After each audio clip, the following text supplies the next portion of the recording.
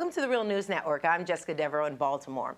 According to the UN, 40% of the 783 million people living in sub-Saharan Africa are without access to an improved source of drinking water.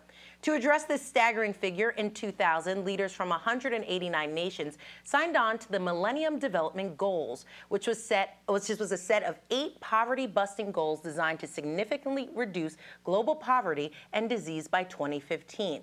Well, now we're in 2015, and we want to see if the foreign aid community came close to meeting those targets. Joining us from Amherst, Massachusetts, is Leonce Ndikumana. Leonce is a professor of economics at the University of Massachusetts, Amherst, and he's the co-author of a new report called Impact of Foreign Aid Allocation on Access to Social Services in Sub-Saharan Africa, the Case of Water and Sanitation. Thank you for joining us, Leonce. Thank you very much for the opportunity. So, Leonce, did the leaders who signed on to the Millennium Development Goals come close to meeting their goal for targeting water and sanitation needs in sub-Saharan Africa?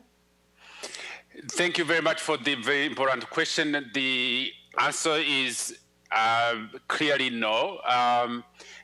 But to be more specific, we have to recognize that African countries have made substantial progress in reaching some of the Millennium Development Goals. In some countries, poverty has declined, especially in some areas of like education. So we have seen more kids going to school and staying in school. But there are some of the goals which have been quite orphaned, and less attention has been paid to those. And 2 of those are access to water and access to sanitation. And unfortunately, what we should realize is that if in fact countries and the global community are interested in fighting poverty, access to water and sanitation are very, very important tools for fighting poverty, for improving gender empowerment, gender equity, because lack of access to water, lack of access to sanitation many times lead to poor health conditions, and also worsens the burden on women in terms of what they have to do to sustain the well-being of the households. So what we have seen is that while countries have made important progress in the margins, in the areas of water and sanitation, the progress has been very, very limited. Okay, Leonce, let's dig into your report a little bit more. You suggest the increased aid targeted to the supply of water and sanitation is associated with increased access to these services, although the relationship is nonlinear. That's what you call it. What do you mean when you say nonlinear? And if it wasn't linear, what can we attribute the rise in access to services to? So this is, again, a very important question. What the results we find is that an increase in aid allocated to the water and the sanitation sector leads to an increase, or is associated with an increase in access to those services. Because of the nature of the data we use, there are 2 dimensions to that relationship. One is a within-country dimension, where we would look at the data would track the impact of an increase in aid to a particular country targeted to water and sanitation, and how this affects access to water and sanitation. So the result would suggest that in any given country, an increase in access in aid to the sector would increase access to water and sanitation.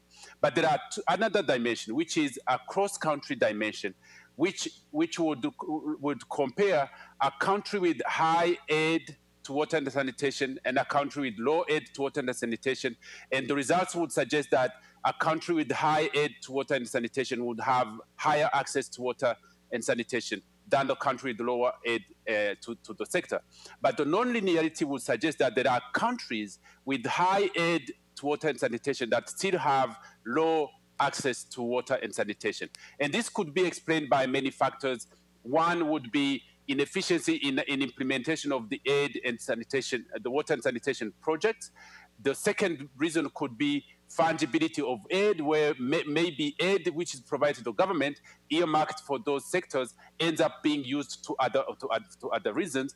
And another possibility is simply corruption. It could be that some of the aid which is targeted to those sectors ends up being squandered and embezzled and converted in private usage, private wealth, akin to the problem we always have documented, where aid and external borrowing may, in fact, many times finance private asset accumulation through capital flight.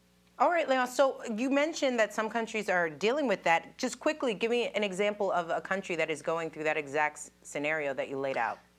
One example would be Nigeria, which is a country with which is now the largest economy on the continent, with about 570 billion, compared to the next biggest economy, which is South Africa, 350 billion. But if you look at the access to social services in Nigeria, it trails many of the it trails other countries. So, for example, access to improved sanitation in Nigeria, you find that for the rural sector, only 26% of the population have access to water and sanitation. This is very, very low compared to South Africa, which is about 60%.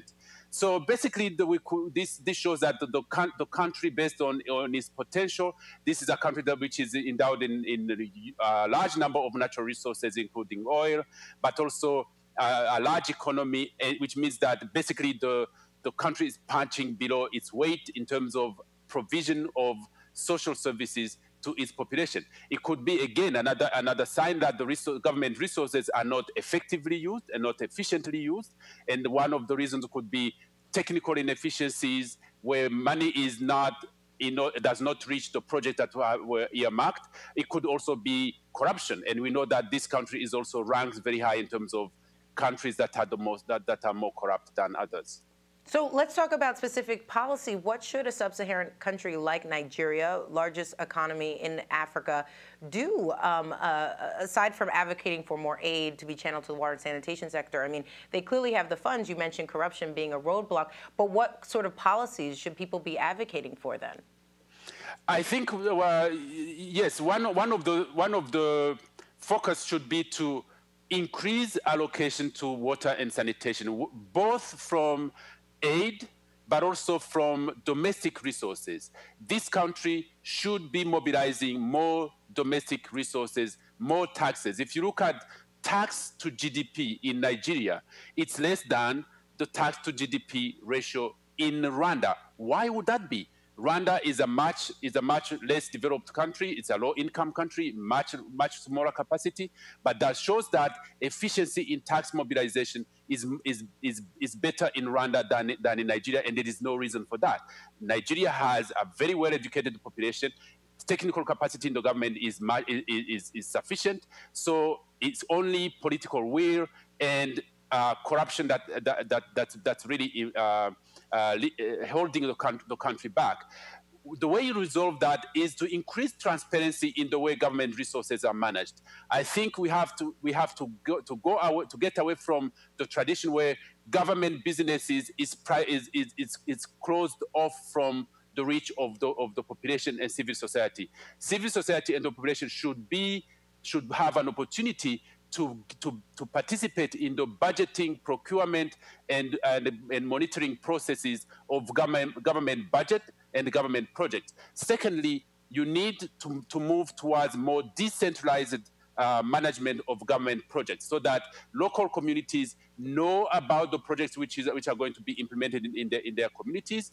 Local communities have a way of monitoring how much money is being allocated to water and sanitation, what projects are being implemented, and who is implementing those projects. Procurement has to be transparent. What you find is that in many cases, when procurement is not transparent, then you end up with inflated costs and money leaking out of the government sources. And you end up with more people without water and sanitation. Exactly. All right.